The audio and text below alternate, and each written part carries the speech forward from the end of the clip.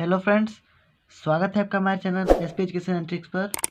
तो फ्रेंड्स, आज हम देखने वाला है एसिटिलीन बनाने की विधि। तो एसिटिलीन बनाने की विधि में ये हमारा जो एल्काइन का ये जो कि हमारा प्रथम सदस्य होता है एसिटिलीन। तो एसिटिलीन में जो कि पहले हम देख लेते हैं एसिटिलीन की बारे में। तो देखिए, हम यहाँ पे लिखते हैं। देखिए, मैं यहाँ पे लिख देता हूँ, उसके बाद मैं आपको समझाता हूँ। ठीक है, देखिए फ्रेंड्स, हमने लिख लिया है कि जो एल्काइन होता है वो एल्काइन श्रेणी का प्रथम सदस्य है। मतलब एसिटिलीन एल्काइन श्रेणी का प्रथम सदस्य है। मतलब सबसे पहले सबसे ऊपर यही जो कि हमारा एसिटिलीन आता है एल्काइन वाले, जो हमारा एल्केन एल्काइन होता है उसमें, जो कि एल्काइन में हमारा सबसे ऊपर एसिटिलीन आता है। ठीक है, तो तथा इसका सामान्य सूत्र C2H2 होता है। इसका सामान्य सूत्र C2H2, या इसे हम CH ट्रिपल बॉन्ड CH भी बोल सकते हैं। यह गैसीय अवस्था में होता है। यह गैसीय अवस्था में होता है। एसिटिलीन एक गैस है, तो यह गैसीय अवस्था में होता है तथा अत्यधिक क्रियाशीलता के कारण, मतलब अत्यधिक क्रियाशील होने के कारण यह मुक्त अवस्था में नहीं पाया जाता है। इसे मुक्त अवस्था में ये हमको नहीं मिलेगा क्योंकि यह अत्यधिक क्रियाशील होता है। तो देख लेते हैं इसकी निर्माण की विधियाँ। तो इसमें हमारे जो कि प्रयोगशाला विधि है, तो आज हम प्रयोगशाला विधि को देखेंगे। तो प्रयोगशाला विधि हम देख लेते हैं।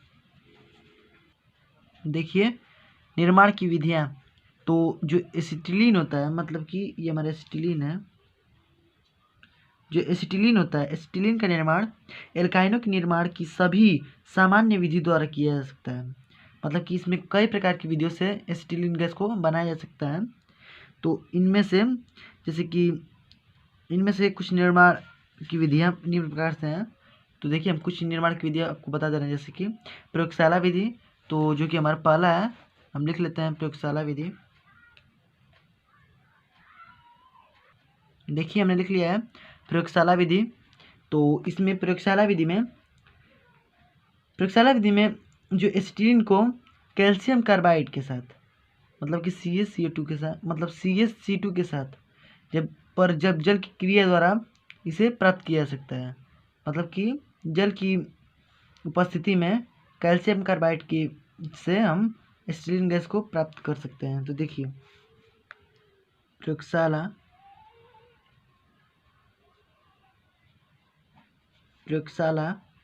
में एसिटिलीन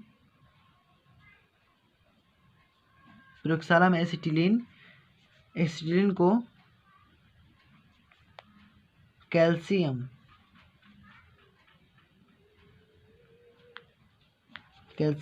कार्बाइड,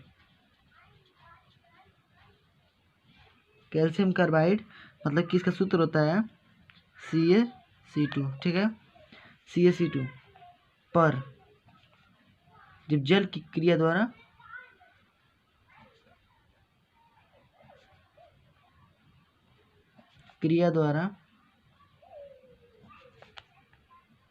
प्राप्त किया जा सकता है, मतलब कि प्राप्त किया जाता है।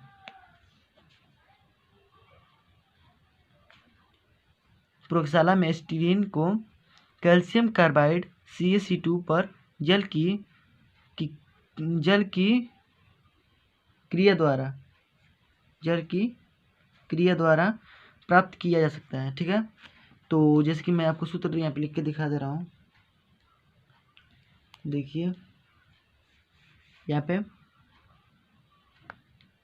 जो कि हमारा ये कैल्शियम कार्बाइड है CaC2, ये हमारा क्या है, कैल्शियम कार्बाइड।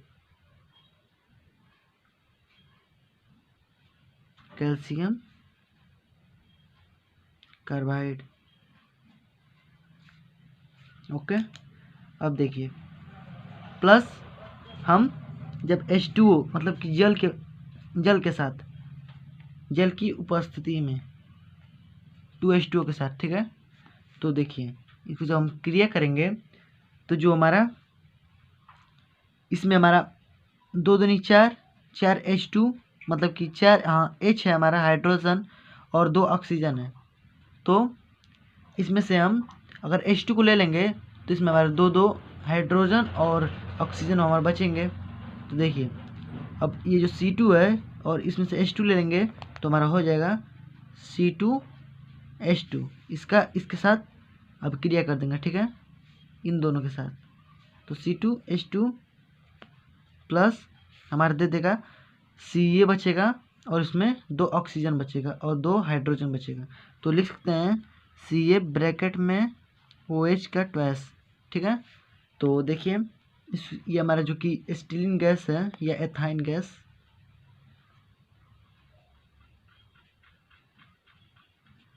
एसिटिलीन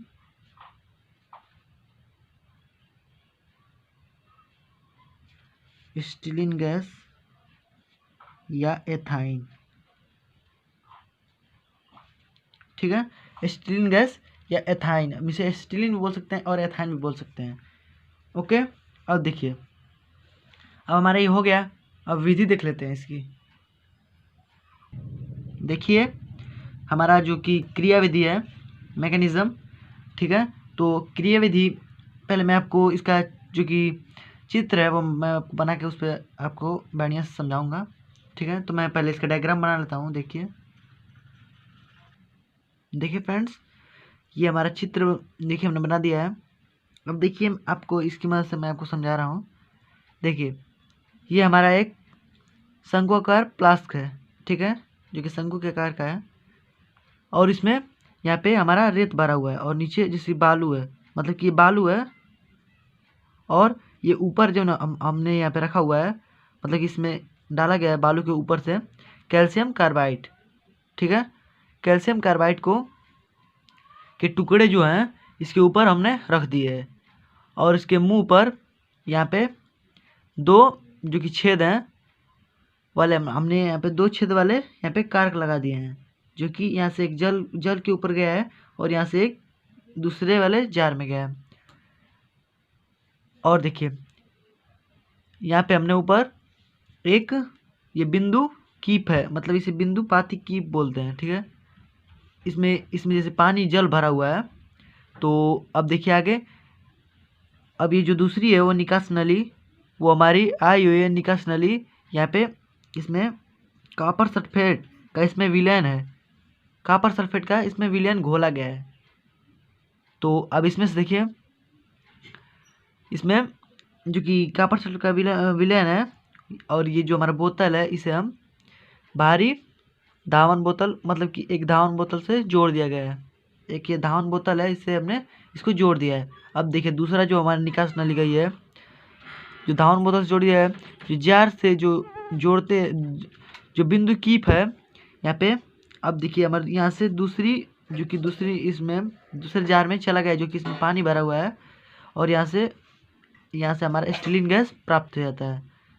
तो मैंने आपको फिर से समझा दे रहा हूँ। यहाँ से देखिए हमारा एक शंक्वाकार जार है, इसमें यहाँ पे नीचे बालू है, यहाँ पे कैल्शियम कार्बाइड और देखिए यहाँ से हमारे 2 कीप लगे हुए हैं, मतलब कि एक जल के ऊपर गया और एक दूसरी निकास नली में गई हुई है।